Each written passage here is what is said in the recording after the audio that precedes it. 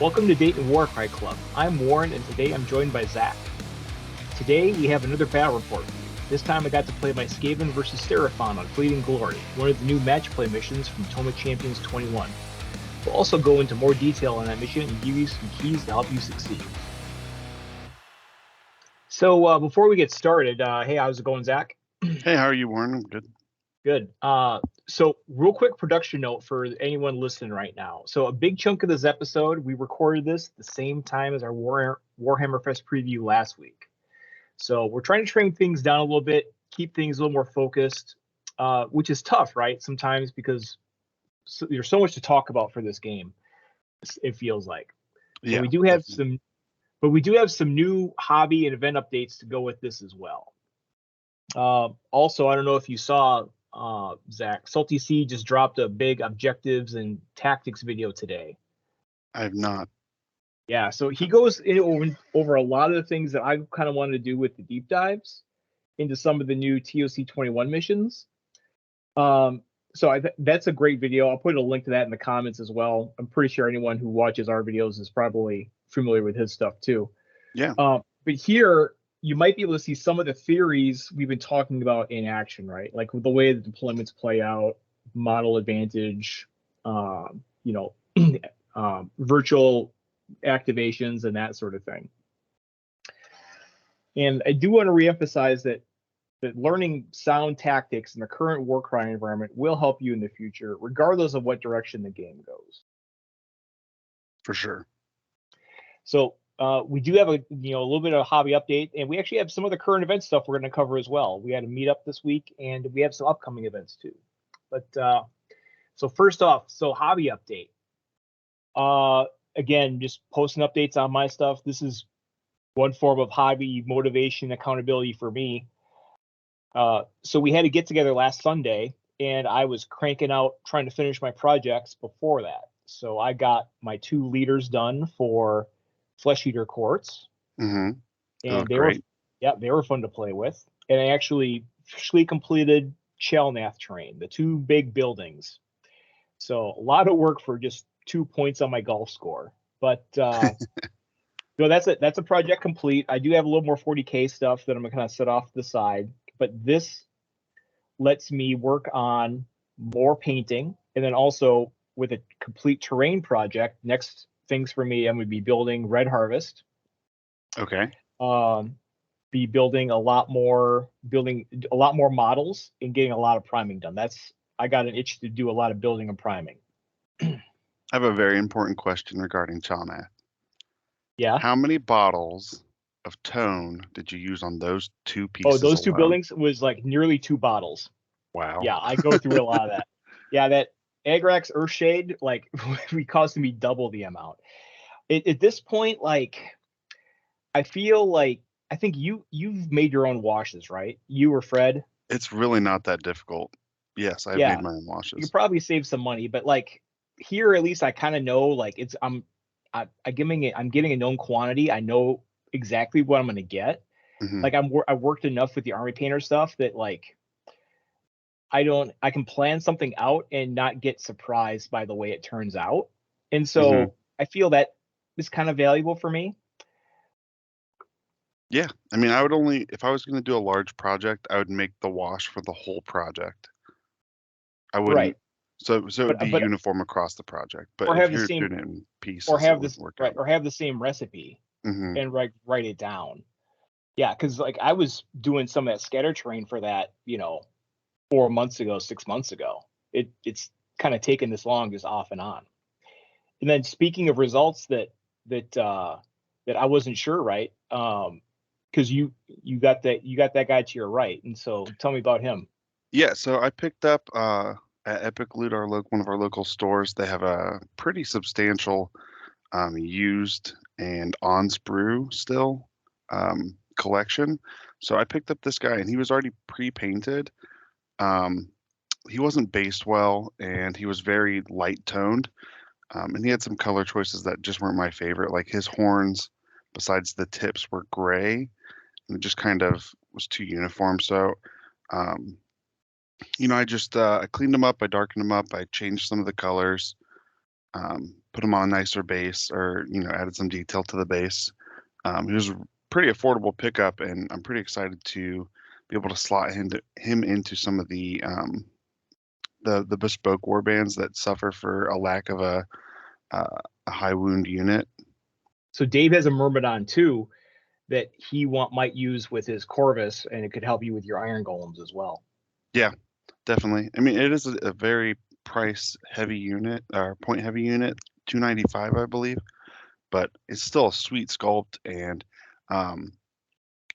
especially one of the details I love is that going along with my Iron Golems, he is standing on the head of an Iron Golem, so it's gonna be really cool to have that little matching bit. And I did repaint the Iron Golem head to match my Iron Golems, so that was definitely one of my priorities. I didn't catch that in the pick that I used from you for it. But and then you used, and talking again about, we were talking about like washes and stuff. You used Army Painter Strong Tone on that, and I was thinking I use soft tone on almost everything, and I've used strong on a few things if I want them to look really, really dirty. And I was afraid it was going to look too dark if you use strong, but it actually turned out really great. The only one that I really find comes out potentially looking dirty is dark tone. I actually use strong tone on most things, and then soft tone if it's like flesh that I want to stay light. He was already too light, so I figured strong tone would be okay, and it turned out exactly how I wanted it. Awesome. Well, we talked about the meetup we had last Sunday here. So we went to Epic Loot. We raised the alarm. We sounded the horns, and we actually got 6 people, and I was super happy. It was you, me, Dave, Fred, Nate, another local guy who's been kind of on the fence. His availability lined up, and then also we had Jolly from Columbus who came down. Yeah. So you got some tables. We didn't have any issues with that. Had 3 games going at a time, and it was a lot of fun. Yep, I played 2 treasure missions. I played versus Jolly's Goblins on Hidden Treasures, and then played versus Fred's Spiders. And then you got to play versus Fred's Spiders too. Yeah, it was a massacre. It was brutal. Yeah. And then I got to play, who else did I get to play? I got to play Nathaniel in a game of Catacombs, and I got to play Dave in a game. What game was it? An objective game. We got to play Fleeting Glory. And I got to play my Salamander spam list. Oh, that's right. Yeah, we didn't get a picture of that one, but yeah. So we didn't do any battle reports. I think we were all just amped up to play. That we didn't take a lot of pictures for this, but future events we might do a little bit more reporting. Yeah, we were just jamming games, having a great time. I wanted to start, let's kind of start here and just kind of focus on the mission first, kind of do a little bit of a deep dive into this. And so we played Fleeting Glory. You can see the rules here. You have the deployment, the twists, all built in now. So just kind of talk about this mission just in general before we kind of get into the battle. And knowing the mission really kind of changes how you approach things. Absolutely. I think having the twist be part of the lined up with the victory condition really allows you to come to the table. If you know what mission you're going to play, you can really tailor your warband to that mission. And to your first bullet point, everything kind of starts right in the mix on this mission. So lower mobility warbands aren't going to be as punished as much. Yeah. Mobility is still good. Mobility is still good, especially because like you don't want to get in a position where like the last objective is like far away from your main force, and you're going to spend like turn 3 trying to get to it. Yeah. Yeah. I mean this mission was really interesting to watch. I think there's some really big points in the game that matter a lot. Who the winner of the first twist is pretty huge. Yeah, that was that was a big deal that we didn't see. We didn't see that at first. Like, but that really determined how the game was going to kind of play out from there. And then that person's decision also matters astronomically. Like which objective they remove from the game is huge. Yeah, because you have like again, there's a little bit of a mind game here in terms of like, okay, if they get a decision on which objective to burn, do you go after an objective, or do you sort of feint away from an objective to try to get them to not burn it? Like, you can go all in on something, but they're just going to burn it. Like, there's a number of different ways you can kind of approach this, you know, the little this little mind game here. So as an objective mission, numbers matter. So, you know, again, this is the whole, like, you know, load your warband with chaff sort of thing. Give you a little bit of an edge on this. If you're an elite warband or a super elite, you may have a harder time on this. Yeah, I mean, really just being able to claim or be the first person to lock down an objective is pretty large in this objective. Or even be able to contest objectives that your opponent's already controls. So numbers do matter very much in this one, like you were saying. But you also want to be able to project power. Yep. And we saw that some chaff were just getting obliterated, and then once the chaff kind of got wiped from the board, the person who was still able to project power later in the game really just cleaned up. Yeah, that once you get actually, down to the last 2 rounds of just one objective. It did, yeah. So that did impact my game plan. Like his, you know, his ability to project power actually impacted me a little bit, and then the numbers wound up mattering too. And the other interesting part here is the escalating points values, and so this is kind of where, like, you know, as a 4-turn mission, and turn 4 being the penultimate turn, because so with the first round you can earn up to 3 points, second round you can earn 4, by the third round you can only earn 3 because there's a single objective left, and then there's only 4 you can earn on turn 4. And so it all, you know, but it's all boiled down into one objective there. So you could have a hot start, and you could have a hot start, but if your guys are dying, you know, you may not last until turn 4, which is what really matters, and that could swing things. Yeah, it might be a reasonable tactic in this this scenario to seed one, like the center objective, right, or like not. I see, yeah, like not go in. Yeah, that's an interesting thought. Like, not go in on an objective if you're not going to win it. Just give them the point, just so your guys are available to live on turn 4. And then turn 4 you're going to get it for sure, because you still have like mass numbers. That's an interesting thought. And that's actually, I think we see that in the gameplay, where both parties actually ignored the center objective, and it wasn't even claimed until round 2.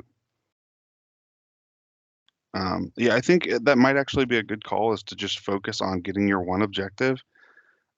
Granted, whoever gets to burn that first objective could burn you off the only objective that you have control over, and then it's going to be a huge battle for the other objective. Yep, and then going across the field. There also could be a really interesting dynamic where, so say, you know, we'll say the blue player claims the top left objective, and then the red player claims the bottom right objective. First person burns the middle objective. Like, then it's basically a stalemate until one person really makes the move to break the stalemate.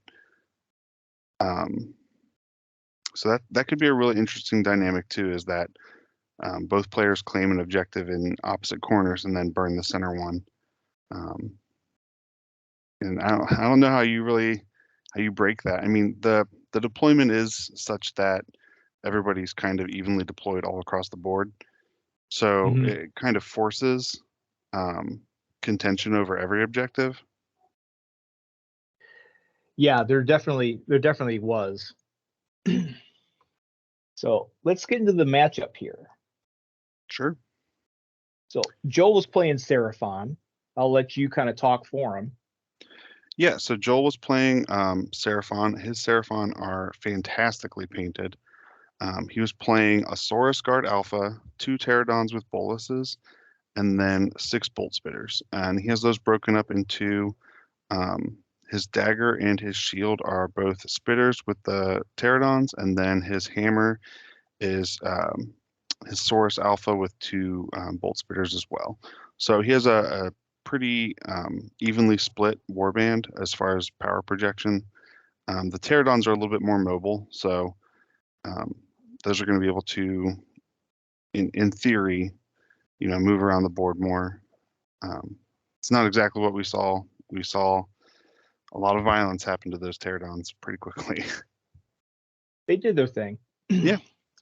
They did their thing. So I'm looking at this warband, and I'm seeing it. Just I'm looking at the like how things sort of match up is how I approach this. And so I know so Saurus Guard Alpha has 5 toughness, and so I'm concerned about that because that could be like kind of a tar pit. Could be hard to kill. I could waste a lot of time trying to kill that. And I'm also concerned about the pterodons because he does have some speed. So even though this is a fairly small map, or a fair, with close in objectives, I'm concerned about mobility because I'm thinking right now with his flyers, he has more mobility than I do, even though I have like a base move of 6 on a lot of my guys. Yeah, I think your average kind of washed it out. I mean, they're fast, but I was definitely a little bit concerned about getting outmaneuvered on this. Yeah. And so I'm playing my go-to list, and so this is the one I like to play the most here. And so I followed the 2 big guys paradigm. So I got 2 rat ogres, and you build around the 2 rat ogres. And so I got Master Molder plus 2 pack masters, because I want redundancy on that crack the whip ability. Master Molder I've talked about before. I think is a fantastic leader. He's very cheap for the points cost and isn't going to die very quickly. So you have at least one reliable way to crack the whip, and then you have some redundancy as well. Only had room for 2 plague monks with that, but plague monks are certainly a fine model. And I got some giant rats also spread around just to up the body count some. Yeah, I find your Skaven list really interesting. I mean, generally, I feel like just in my experience, you hear a lot about Storm Fiends, right? Because they really are the strongest Skaven unit.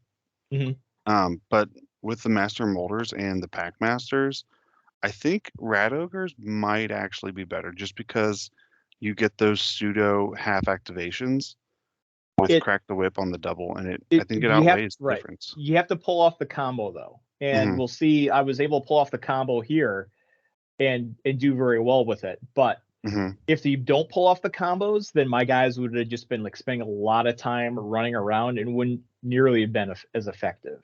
So the combo, and we'll see this here, is so let's say you can't move and attack. You're too far. But you can get in with a double move.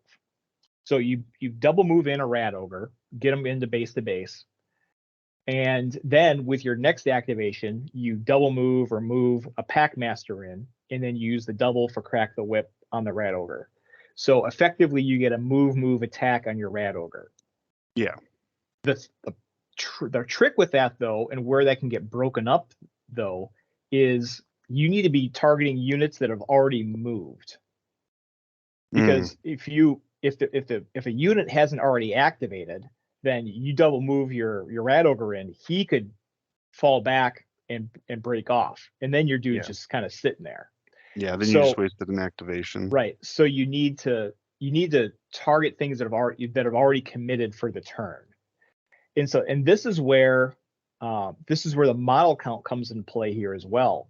You can really do that a lot better if you have a high model count. 10's pretty good. If you had a 1 rat ogre list, you could easily have a 12 unit rat ogre list with a single one.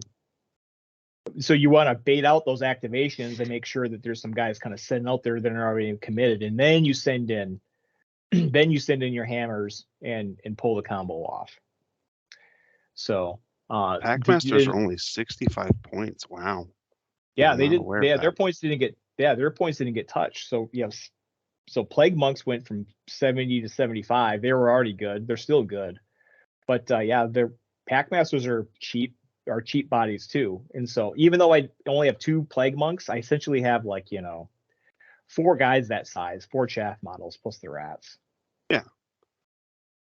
Yeah, I like your list a lot. So here's the setup. Not much to say about here. The center objective.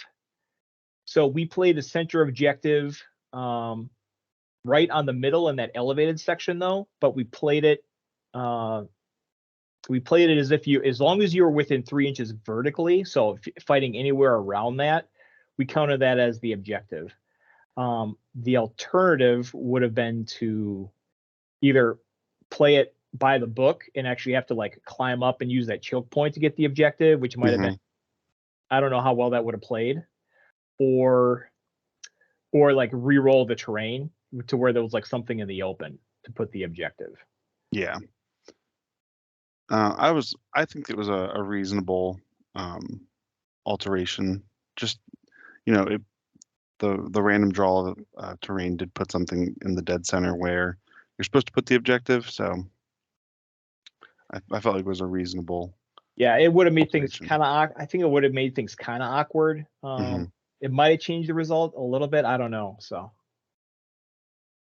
for future notes here, so those are the objectives 1, 2, and 3 from the top down. Looks like. Yep.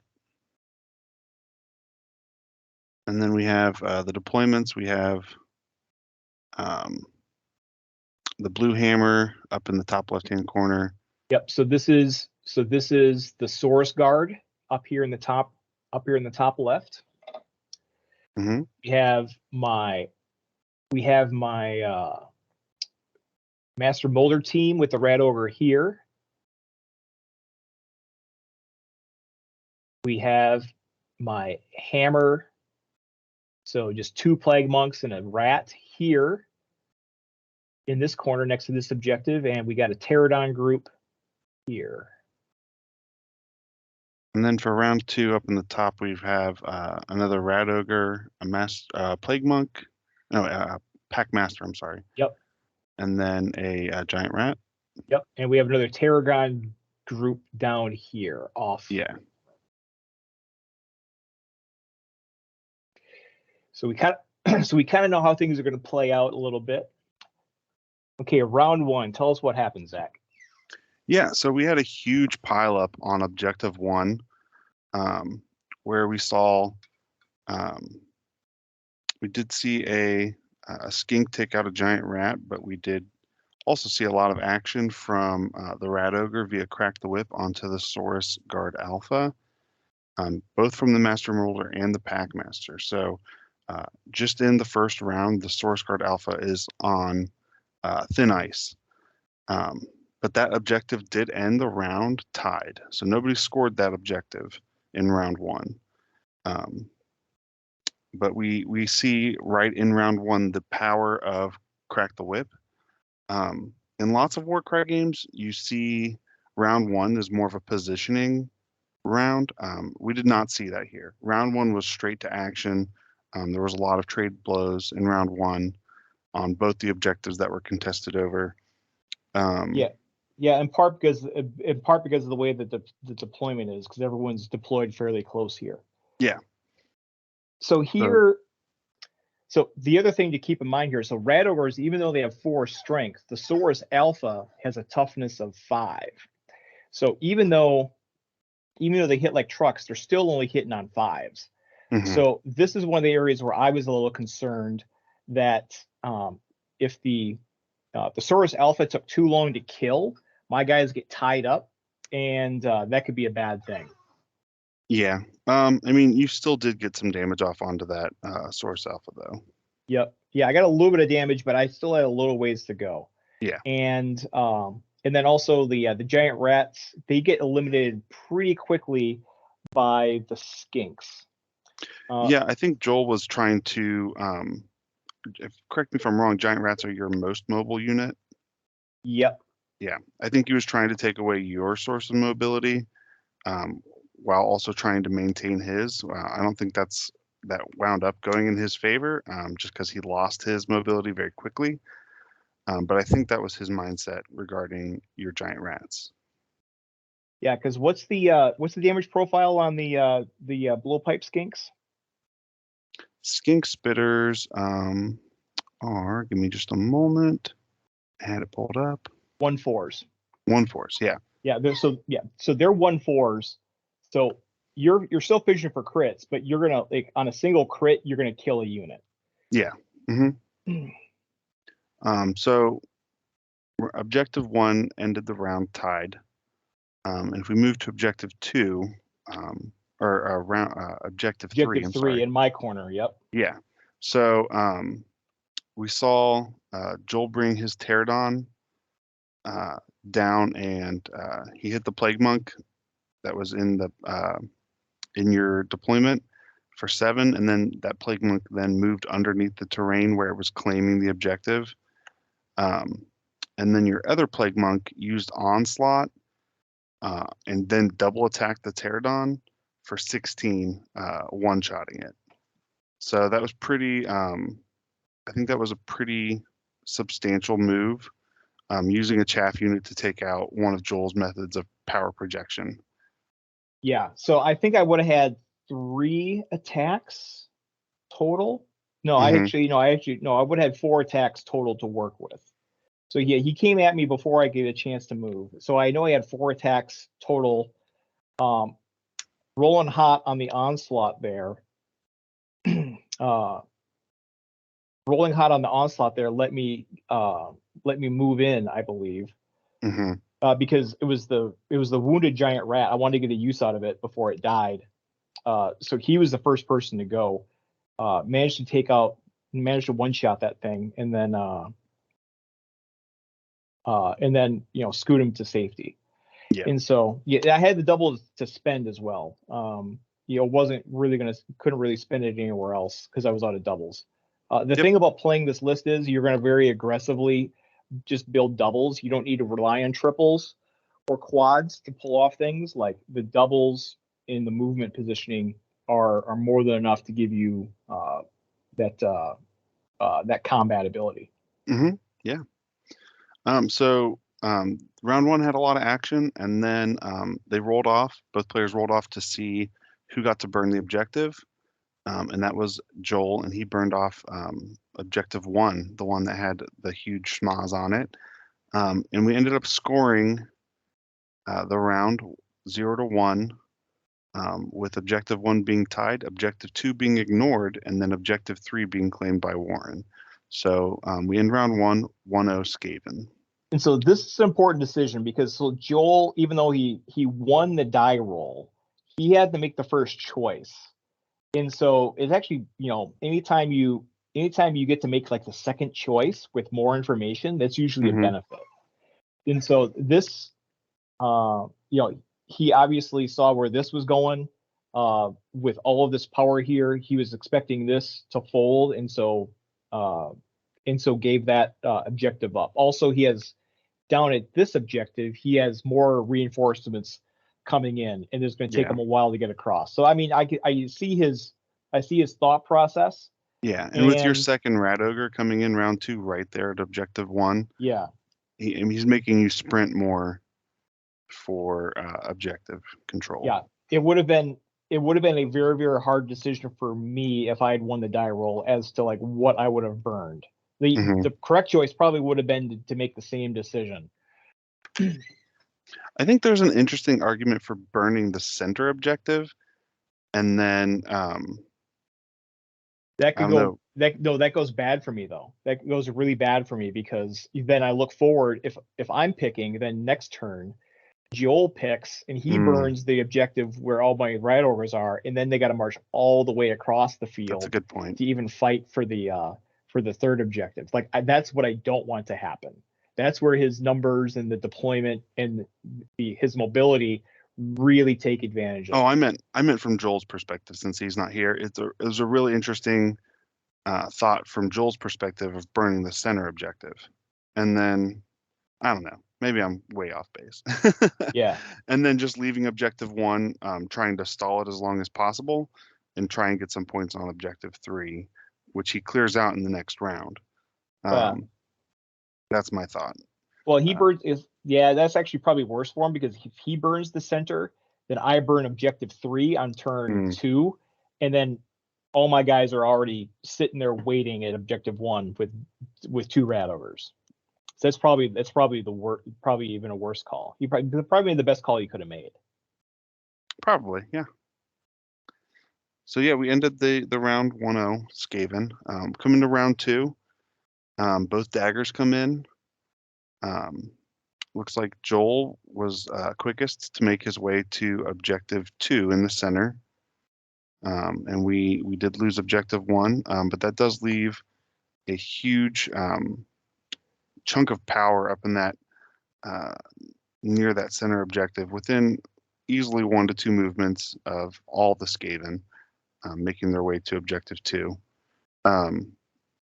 So we had Joel's dagger Pterodon comes over to objective 3, and it uses the Rain Meteoric Barrage ability to kill the wounded Plague Monk, and then it attacks and kills the other Plague Monk on objective 3, and then that ends he'll end the round with control of that. So that's 2 kills. Yeah, actually, did he kill the 2 Plague Monks, or did he just swooped in and he killed the Plague Monk and the rat that were both sitting there hiding, I think, right? My notes might be incorrect then. Yeah. So he got essentially a double attack off after a move with the Rain Meteoric Barrage. And so that's again, that's similar to all the charge abilities. It's, as long as you're moving in, and it's, a triple, free damage equal to the value of the triple that you spent. And so again, usually that one is, most powerful with the trip 4 or higher. But if you're going to finish off a wounded unit, any triple will do. So we saw him use that ability to. I mean, the thing about that ability is it does require a good roll. I'm not a big fan of abilities that require your triples or your doubles to have a high value. And Right. I think he got lucky on these abilities actually rolling pretty high, or high enough that it mattered. But I'm not the hugest fan of those abilities where it's like, oh, I got triple 1s. Looks like I'm gonna ping somebody for 1 with this Rain Meteor. Well, it would have worked. Any triple would have worked to pick off a unit at 1 hit point, though. For sure. I'm just saying, like, in general, this instance, though, yeah, it mattered. It worked, but and you can come up with any number of infinite scenarios where that Rain Meteoric Barrage is going to be very low impact if you have low dice. And then we did see a skink rolling hot, double crit and a hit to 1-shot a Packmaster. Yep, and that's the Packmaster up here, objective 1, I think. I believe so. Yep, because the other Packmaster is sitting over here. He had just come on the board. Yep, so this guy's dead. 2 guys died here. I lost a giant rat up here as well. And so I'm down to 6 models on the board, and I have not killed. I've killed a couple big ones, but here's where I'm starting to get concerned, because again, part of my game plan is relying on that numbers advantage, and that numbers advantage has pretty quickly been willed away by shooting and by some fast moves and specials. And as soon as you had those concerns, your concerns were immediately alleviated by your Rat Ogre onslaughting to kill the Saurus Alpha. Packmaster cracking the whip on a Rat Ogre, killing a skink, and then Master Molder also cracking the whip on a Rat Ogre to kill another skink at the center objective. So the schmaz kind of, congealed into the center of the board, where I think you were really able to consolidate your power. You had some really good doubles, plus the onslaught with the Rat Ogre that really really cleaned up your unit count disparity very quickly. I mean, that's Yeah. a 3 unit swing right there. Taking out the big pieces. Mm-hmm. Yeah. So so I had 3 doubles again this turn, and I could only spend 2 of them on Crack the Whip since the Packmaster died. And so a double attack with onslaught is the best way to use it. And so if the guy's just standing still, and so I'm able to clear out the Source Chief here, the Skink here. There's still a Skink back here, but for the most part, like I've got this area all cleared out now, and still have models left over. I've cleaned up this quadrant, so now I can take this whole deployment group and start focusing on the center. And so I managed to move in and take out another Skink here that's sitting there. So I just did the quick math. While you both did clear 3 units this round, the value of the units that Joel cleared was 215 points, 2 Plague Monks and a Packmaster, where the value of units that you cleared was 325 points. Okay. So, when you have to build 1,000-point max army, when you're clearing more points off the board, that's also something to consider.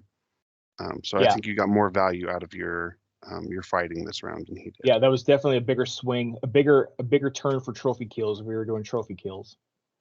Yeah, so round 2 we ended 3-2 Skaven, and then Warren decided to burn off the objective that he had lost control of. Yep, I'd lost this one. Both these 2 guys died. So this guy's still alive too, by the way. I think he was running around. I think he was going to try and go and engage this guy next. He did, I believe.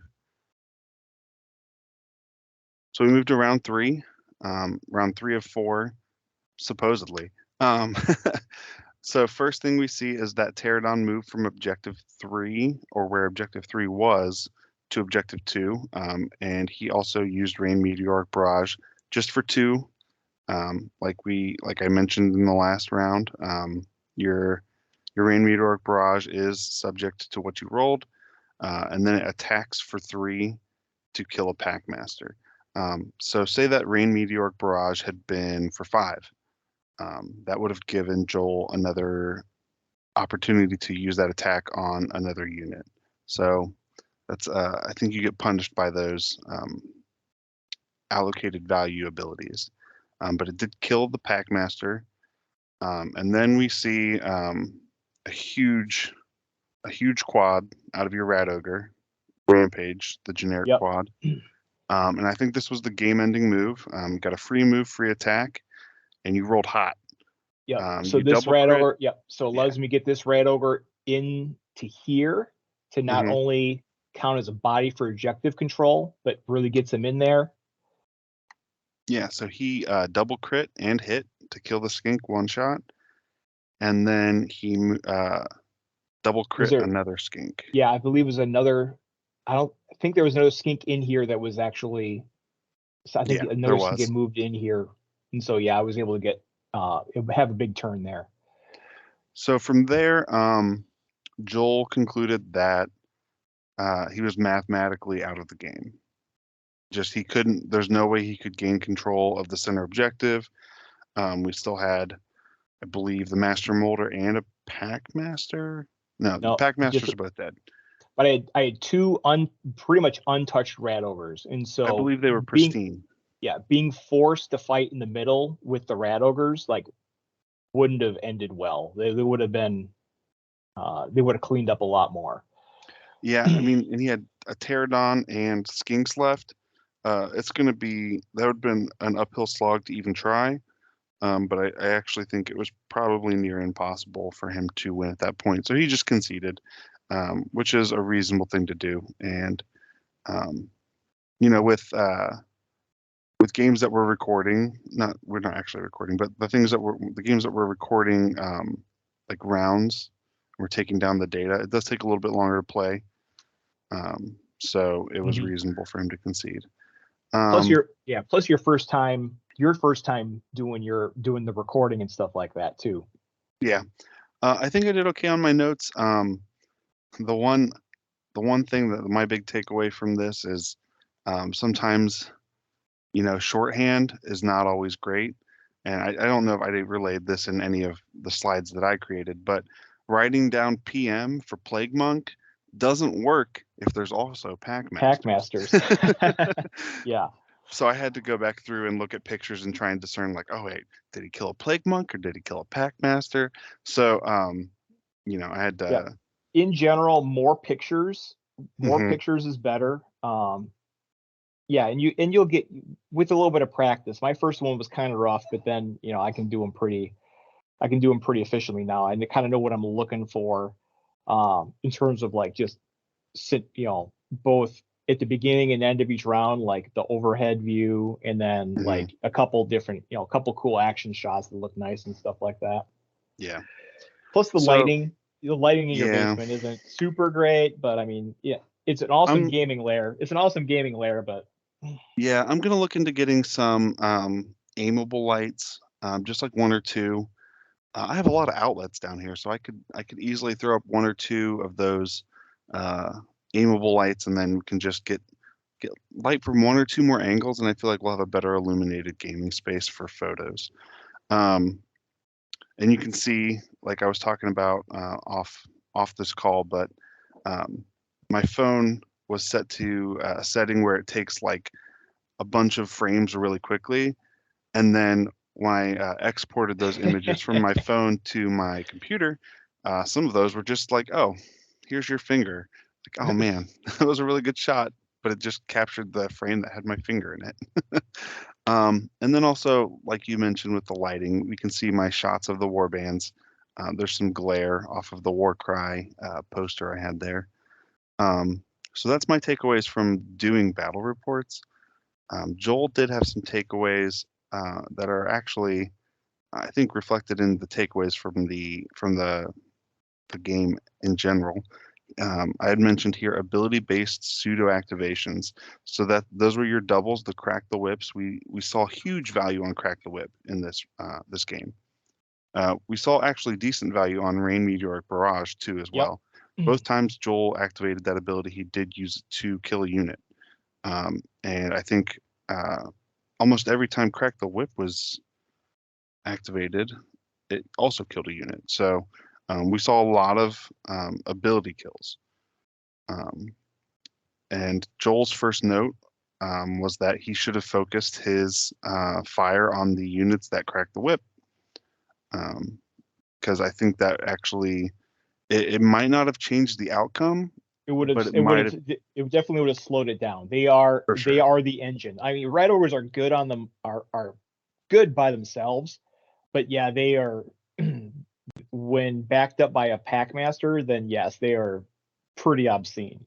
Mm-hmm. And then Joel's other thought, with him not being here with us, is that um, you had some great rolls to blow out his expensive units. His turn one Pterodon died in 3 attacks, where on average it should have taken 4 to 5. And then his Saurus Guard Alpha died in 1 attack, which on average should have taken 3 by his math from the units Yeah. that were attacking him.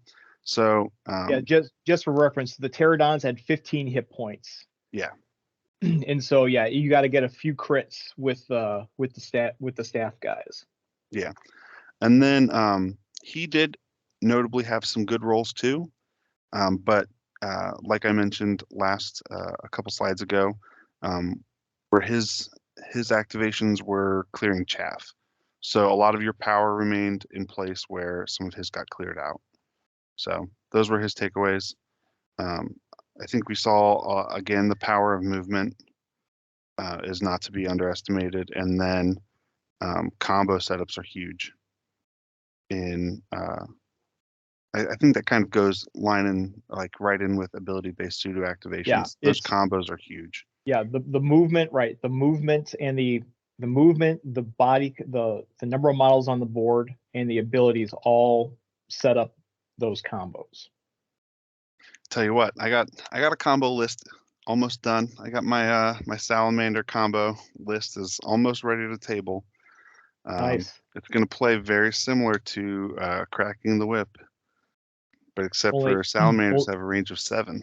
Only at range. Yeah. So I'm excited to get a similar game plan on the table soon. Yeah, I think those are some of my big takeaways is that movement and getting value out of your activations is really, doing the math of creating your list and playing the best and most efficient units is all good and well. But if everybody's doing that, you have to look for ways to move past that, because it's not just a numbers game. Yeah. One other thing I forgot to write down here. So the other part is just power projection. So here I got a giant rat up in the corner here, and I specifically moved it. Like I need to get this thing out of line of sight so it doesn't get shot, because I was still kind of concerned about the number of bodies. And like there were very, very few safe spaces on the board because he had the skinks all over the place. Yeah. There was like multiple places, like there was no safe place on the board hardly. Like he probably could have found some other way to like move a skink and get a pot shot off to kill it. Yeah. Yeah, those skink spitters are I tell you, when they're hot, and when they're not, they're definitely not. And I feel like this scenario was decent for them. I don't think they didn't really get to turn it on. Yeah, I mean there's good clear firing lanes open for them. They were able to get shots off. All right. Well, that brings us to the end of the battle report. So this gets us to the end of the battle report. So what do we got coming up? So in the Ohio area, a lot of exciting stuff happening. So coming up soon is Origins Game Fair in Columbus, Ohio.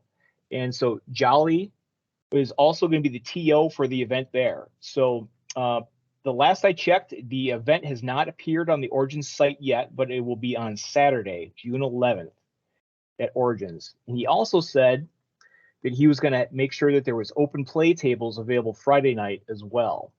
So that's my plan. I'll be going for their tournament. It's going to be a 4-round tournament with narrative elements. No other details other than that.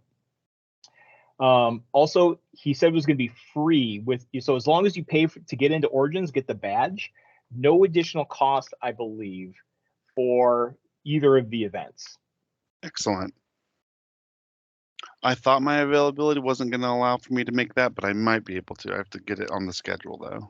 Sweet. You just for Saturday or Friday? I'm doing both. I may stay instead of having to drive back, but it's not the end of the world if I have to drive back and forth. Yeah, I mean it's like a hour, 10-minute drive maybe. It would only be for Saturday. We'll figure it out. Well, okay, yeah, we'll figure it out. We could ride together or something like that. Yeah. And then also in July, this got posted up on the Discord. So there's going to be a tournament at Swords and Boards in Northeast Ohio, I believe Willoughby, Ohio. So that's a little bit of a drive for us. 4 hours for us, I think. Link to the Facebook event is here. It's also, I think, advertised on Best Coast Pairings. So just doing a signal boost for that. If you're in the Ohio area listening to this, interested in Warcry, maybe want to do some traveling for it, meet some new people, might be something to look at. I'm on the fence for this. I got something going on Sunday. It would make for a busy weekend, but it's not impossible. I've done crazier drives for less. Yeah. And then also Gen Con. I have not committed to Gen Con yet for badges or hotel or anything else like that. But there is a Warcry event Saturday at Gen Con as well. And that's also Jolly running that. Also, I believe his group is Generally Bad Gamers. They got a YouTube channel, a little bit of content there as well.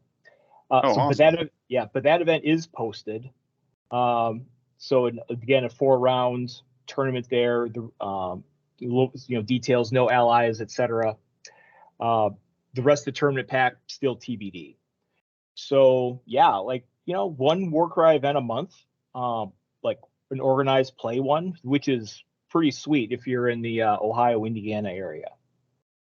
Yeah, that's awesome.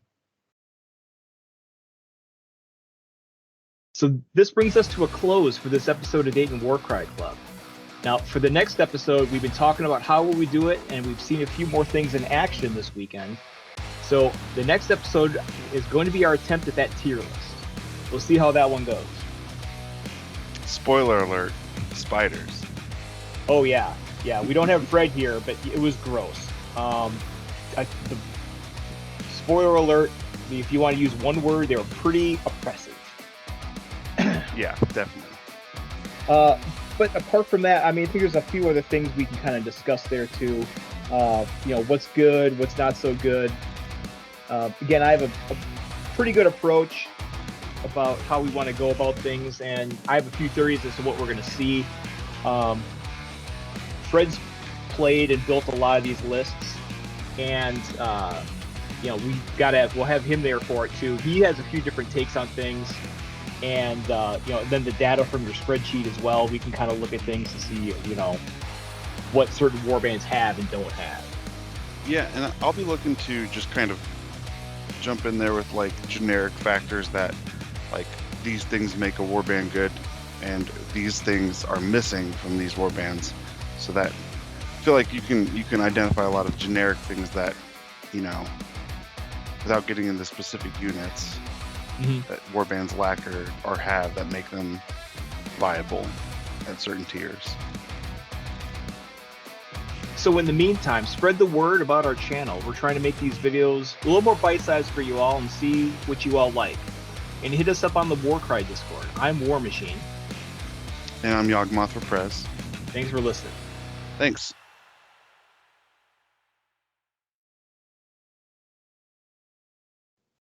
I'm going to have to do a shit ton of editing. Yeah.